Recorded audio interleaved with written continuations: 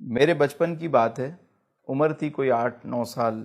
میں مسجد سے نماز پڑھ کے نکلا تو ایک بڑی بی کھڑی تھی، مجھے کہنے لگی بیٹا ادھر آؤ۔ ان کی گود میں بچہ تھا، رو رہا تھا، کہنے لگی اس کو درود پڑھ کے دم کرو۔ میں نے درود شریف پڑھا، دم کیا۔ میں نے پوچھا اس سے کیا ہوگا؟ کہنے لگی کہ بچہ ٹھیک ہو جائے گا۔ ابھی یہ سارے نیک لوگ جو مسجد کے اندر ہیں، جب یہ سارے باہر آئیں گے تو اس بچے پہ درود پڑھ کے دم کریں گے، یہ بچہ ٹھیک ہو جائے گا۔ اور واقعی بچے ٹھیک ہو جاتے۔ آج جو لائنیں چائلڈ اسپیشلسٹ کے باہر لگی ہوتی ہیں، بچوں کو لے کر لوگ بیٹھے ہوتے ہیں، پہلے یہ لائنیں ہمارے بچپن میں مسجد کے باہر ہوا کرتی۔ مغرب کی نماز کے بعد لائن لگی ہوتی، جن کے بچے بیمار ہوتے، لوگ نکلتے، دم کرتے، بچے ٹھیک ہو جاتے۔ کیوں؟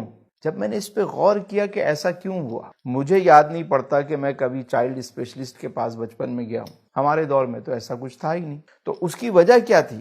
وجہ یہ تھی کہ لوگ تقسیم کرتے تھے۔ گھر میں تھوڑا سا سالن پکتا لیکن پڑوس میں تھوڑا سا ضرور بھیجا جاتا۔ گھر چھوٹے تھے لیکن دل کشادہ تھے۔ مہمان آ جاتے تو لوگ ایڈجسٹ کر لیتے تھے۔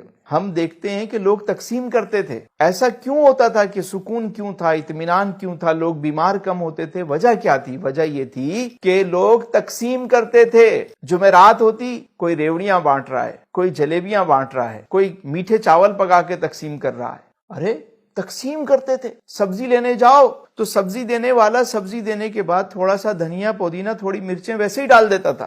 گوشت والا گوشت تولنے کے بعد ایک ہڈی، ایک بوٹی ویسے ایکسٹرا دے دیتا تھا۔ چاول والا تھوڑا چاول زیادہ ڈال دیتا، دال دینے والا دال تھوڑی ڈال دیتا۔ ہوٹل میں گریوی الگ سے مل جاتی تھی۔ اب سب کچھ کمرشل ہو گیا۔ آدھا کلو کسی سے مانگو تو وہ 400 گرام دیتا ہے، اگر کسی سے 1 پاؤ مانگو تو 200 گرام ملتا ہے۔ ہر چیز کمرشل ہو گئی ہے۔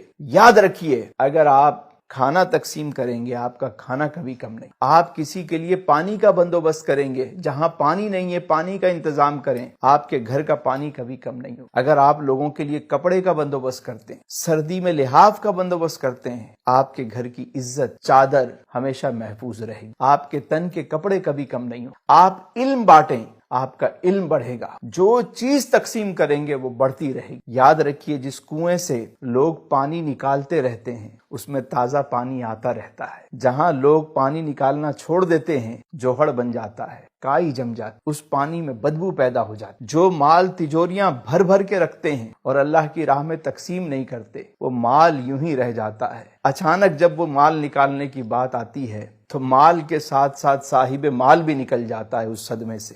دیتے رہیں، آتا رہے گا، آتا رہے گا۔